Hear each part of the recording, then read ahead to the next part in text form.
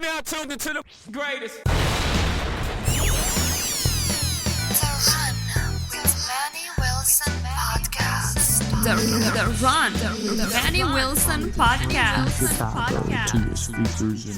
The best sports podcast there is. Yes, sir. What's up, everybody? Welcome back to The Run with me, Manny Wilson, all the way from Detroit to Chicago to your speakers and headphones. I appreciate you tuning in to the first interactive sports podcast, a community that makes sure your voice is heard. So if you hear something you agree with, you disagree with, you like, you dislike, or even if you just want to outsmart me on something I said, go ahead, shoot me a quick take, 219-413-9405. And of course, we'll play your take back on our next episode. And shout out to SeatGeek for sponsoring this episode. Get $20 off your first ticket purchase when you use the promo code The Run Podcast. Now, this code can only be applied to first-time users on the mobile app or website. So, not sure about you, but I'm going to some games this season. And hey, I got to go ahead and create that code. Use the promo code The Run Podcast. Save $20. It may cover taxes, whatever the case. It'll cover something. Anyway, look, man, we had a great matchup for Thursday Night Football, and we got to break that down just a little bit because the matchup was highly anticipated, but it was less competitive than what we really thought it was going to be.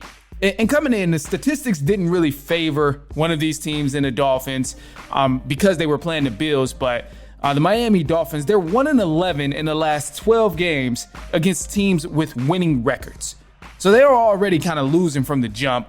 And then in the last 7 games against the Buffalo Bills, home or away, they're 0-7. So the Bills have been whacking them for years and years in the past 5 seasons, whatever the case is. They've been beating down on the Miami Dolphins for a good minute, and the Dolphins just really struggle winning the big game. That's been the kind of routine that we've seen. That's that consistent factor that we've seen within the Miami Dolphins. However, with this game, I don't really think it means too much for the Buffalo Bills just because they took care of business, much like we expected. I mean, a lot of people like me, if you looked at the statistics from the previous matchups, you kind of knew the Buffalo Bills was going to have a good game and end up winning. However, the thing that threw me off is that the Miami Dolphins just decided to lay down and not even put up a fight. These guys just...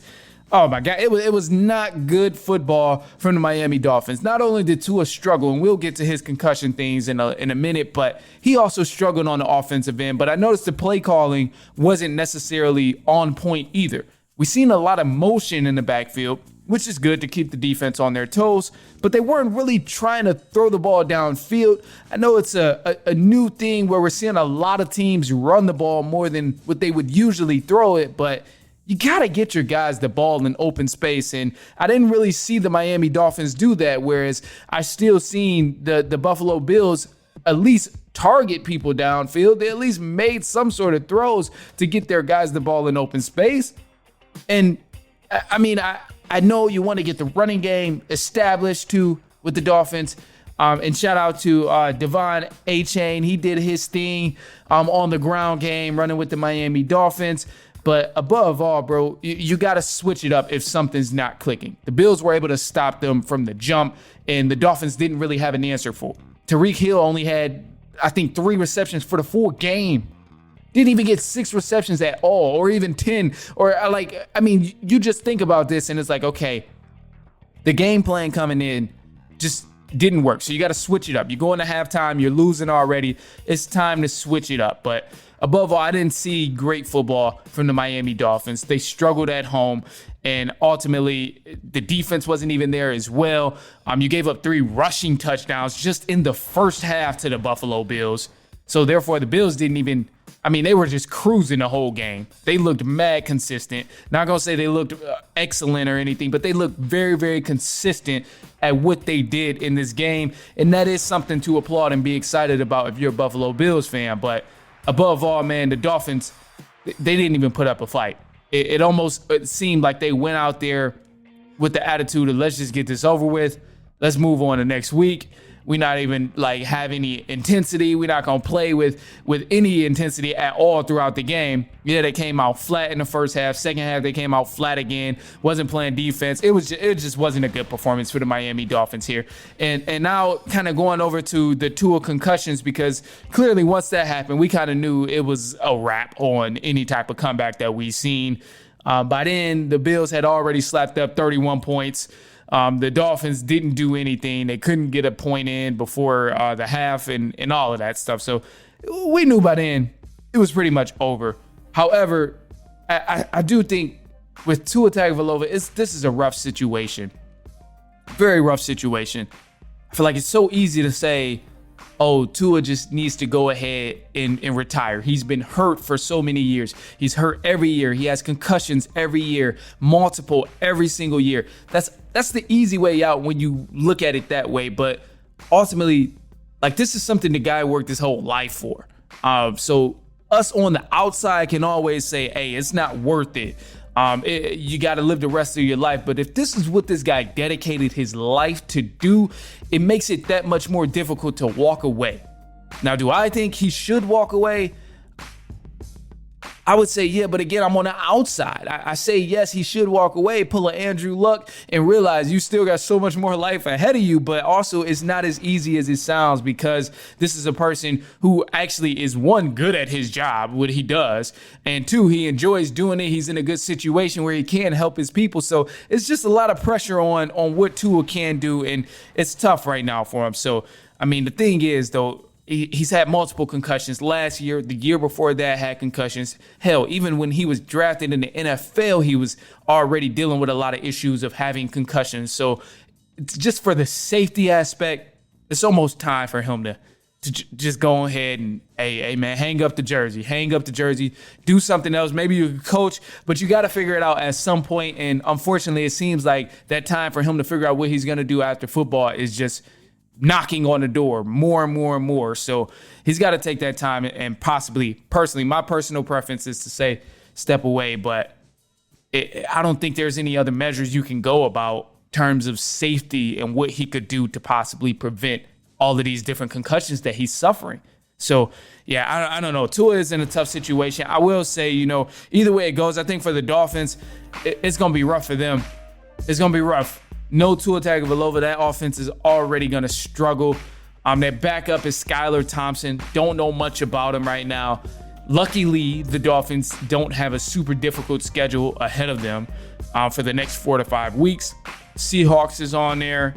I think they play a couple of teams where it's like it's not sleepers, but you can haggle your way through the game to possibly get a win.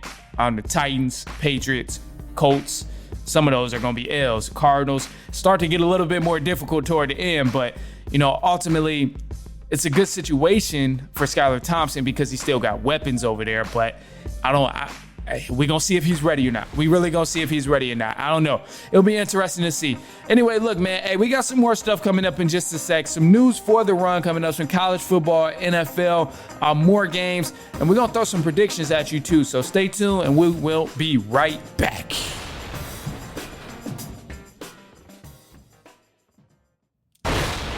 All right, and news for the run. Starting off with the college football. So the Pac-12 conference isn't dead just yet. Now, after losing Oregon and Washington State from the conference, the Pac-12, they will add 4 new schools. And those schools are Boise State, San Diego State, Colorado State, and Fresno State. Now, all 4 of those teams will be joining the Pac-12 in 2026 at the beginning of that school year. Now, some college football games you can watch this upcoming Saturday, which is also tomorrow. I think it'll be great. Alabama, they're going to take on Wisconsin in Wisconsin this upcoming Saturday. Alabama is projected to win, but also this is just a big matchup with the Big Ten school in Alabama, so could possibly be a huge upset. So if you're one of those people who are rooting against Alabama, hey, I would recommend tuning into this game because it could be a good one. I think it'll be good either way. Also, we got a rivalry game between Colorado and Colorado State. Now, Colorado, they are looking to bounce back from a scary beatdown against the Big Ten's Nebraska, while Colorado State, they're trying to make a statement after losing last year's matchup to Colorado. And I think that's definitely going to be a well-anticipated game. We seen last year, it was a lot of trash talk leading up to it, and this year is very similar. You still got both sides talking heavy trash. So I'm anticipating a great game there between Colorado and Colorado State. Now, some of the NFL games for this weekend. You got some good matchups here. Some of them I think are guaranteed wins, but of course I'll give my predictions on that in just a second. Yesterday we witnessed the Buffalo Bills beat down on the Dolphins. They won 31-10. The New Orleans Saints, they're going to be playing the Dallas Cowboys. Tampa Bay Buccaneers will take on the Detroit Lions in Detroit at Ford Field.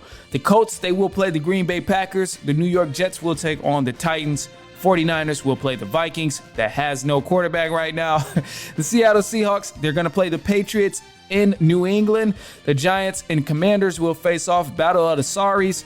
Chargers will beat down on the Panthers. I'm sure that's going to happen. Browns will take on the Jaguars in Jacksonville. The Las Vegas Raiders will play the Baltimore Ravens in Maryland. And then we're looking at the Rams and the Cardinals, which is probably going to be a heavy matchup. That's going to be a heavyweight fight right there. And then the Steelers will play the Broncos. Bengals and the Chiefs face off. However, the Bengals have not been looking good. Then you got the Bears and the Texans facing off for the last game, primetime slot on Sunday. And then after that, for Monday Night Football, you got the best of the best there in the Atlanta Falcons. The Battle of the Birds, they'll be playing the Philadelphia Eagles, which I think is going to be a great game here. Hopefully, I'm anticipating the Falcons to shock the world. I know they didn't look good last week in that opener, and they ended up losing, whatever. I know all of that stuff. Steelers, they came hot. They were prepared. Their pass rush was just crazy, overwhelming for the Atlanta Falcons offense. Kirk Cousins looked a little bit stiff. People were wondering if he was still injured. I get it. All of that stuff is definitely in the air, and it's fair to even have those judgments because Atlanta did not look like a good team. However, I will say this, man. Teams change week after week. You go into the week with a new game plan. You go into the week with a new focus, and sometimes matchups are just not in favor for certain teams. This is one of those teams where I'm not saying, hey, Falcons have the advantage over the Eagles, because we know the personnel Eagles have, and they play pretty good football in their opener, but you just really never know. The game is in Philly, so it's going to be a long shot for the Atlanta Falcons to even win this. However, hey, they're the underdogs right now. They're fighting with nothing to lose, so I'm just going to be a crazy delusional fan right now and say the Atlanta Falcons are going to beat the Philadelphia Eagles in Philly and just shock the world for Monday Night Football. I think we see a different side of Kirk Cousins. We still see Bijan Robinson get his touches, and I think we will see Kyle Pitts also have a better game than what he had in that opener against the Steelers. But above all, this game is really going to rely on Kirk Cousins. Falcons, their defense gave up a lot of possessions. They gave up a lot of yards. They were getting picked apart. So if they can transition and fix that, tighten that up a little bit, then maybe they can work something out with the Eagles. But got faith in the Falcons O-line, or I got faith in their D-line, I should say. The O-line scared me. I got faith in their D-line and their linebackers, but they just really got to tighten some things up. But we'll see, man, because Philly is nothing to play around with, especially with Saquon Barkley and A.J. Brown and even Jalen Hurts and what he can do with the football. So I'll give Philly their credit. I think they're going to be tremendous come Monday Night Football, and it'll be a little scary, but I don't want to rule it out. Like I said, I'm going to be a delusional fan just for a second. Usually, I leave it at home. I leave all the biases at home, but hey, this is Friday, so why not be a little delusional? And what is the season if you're not just a little bit crazy about your team? And early on in the season, you got to have some sort of crazy stuff going on, but I do have some realistic predictions. These predictions left all the biases aside. Usually I'm always trying to be non-biased, but I'm just leave it all to the side here. So first game here, Buccaneers and the Detroit Lions is going to be happening at Ford Field. I got the Lions. I got them winning this game, and it's going to be a close game because we've seen these two match up in the playoffs, but above all, I think the Lions will have the advantage because they're going to be at home. They played power football, just ran it down the Rams' throat last week. And then ultimately we've seen, and it's clear, it's pretty evident for anybody who's been watching the Lions and been following them, they clearly have one of the best O-lines, if not the best O-line in the entire NFL, not just the NFC, not just their division, in the entire NFL. The Lions O-line was kicking ass all last week, so I'm expecting to see that same type of play when they go against the Buccaneers. We obviously know what they can do. They got the skill guys of J-Mo, and they also got Amon-Ra, who can make plays with the ball if they catch it in open space. But above all, having the backs back there to run, and you don't have to worry about this guy's usage through the roof and that guy's usage through the roof, I think is really going to help the Detroit Lions, because, man, they can really just run it down their throats, and we've seen them do that if push comes to shove. So I'm going with the Lions to win that matchup against the Tampa Bay Buccaneers, but just know it will be a good game. I'm expecting that to be a good game, so I'll be having an eye out for that. I will be watching that game. Another game here is the New Orleans Saints and the Dallas Cowboys. This game is going to be special, but maybe not, because, I mean, one of these teams is brutally beat up right now. So originally I'm like, okay, it might be a good matchup because we've seen what the Saints did in the opener. However, Saints played a bad team in the Carolina Panthers. The Cowboys, they looked completely dominant against the Browns. And the Browns aren't half bad. They just don't have quarterback play. However, Cowboys is going to win this matchup. And I'm not even afraid to put that out there. I think Cowboys end up smacking the Saints, as a matter of fact, by double digits, because the pass rush is going to be way too much for the Saints to hold Micah Parsons, DeMarcus Lawrence, and the rest of the guys on that defensive line. Saints are banged up. They have 13 players on the injury report for this week, too. Key guys, too. Secondary guys. Tyrann Mathieu was on that injury report. You had Marshawn Lattimore on that injury report. You had 2 guards and 1 left tackle on that injury report. So I doubt they're able to hold that strength on the Dallas Cowboys defensive line, because that's a lot of power that they're going to be trying to hold back and protect their quarterback with. So I really doubt that the Saints put something together and the number 2s step in and really hold it down like this. But I hate to side with the Cowboys, but everything's lining up in their favor in this point, because the game is already in Dallas and these guys are banged up coming into Dallas, and Dallas is pretty much at full strength right now. So going with the Dallas Cowboys to win that ball game there. And then I'll go here too. I'm gonna just leave you with this. I'm gonna go with the Chicago Bears and the Houston Texans. Man, this matchup, I'm going with the Houston Texans. This team is loaded, and I think this team, we're going to see them deep down in the playoffs, but I can't really side with the Bears here. I know they had a lot of hype, and they did end up pulling off a season opener win, but above all, man, I just wasn't really convinced that this team is different than what we've seen in the last few years. I mean, Caleb Williams looks like a reincarnated Justin Fields. That offensive line looks just as bad as they did when they were protecting Justin Fields, which is not a good thing. And then the defense, yeah, they had a pick 6, and they ultimately did help win the game against the Titans in week 1. But above all, that defense is not that special enough to really hold them against these elite offenses like the Houston Texans. I can't give them that. And the Texans, this offense, we've seen them thrive last year, and we've seen them look damn good in week 1 as well against the Indianapolis Colts. So I'm going with the Houston Texans to win this ball game over the Chicago Bears, man. I think they can pick it up. I think the Bears, if they play good here, if they make it a game, it'll convince me.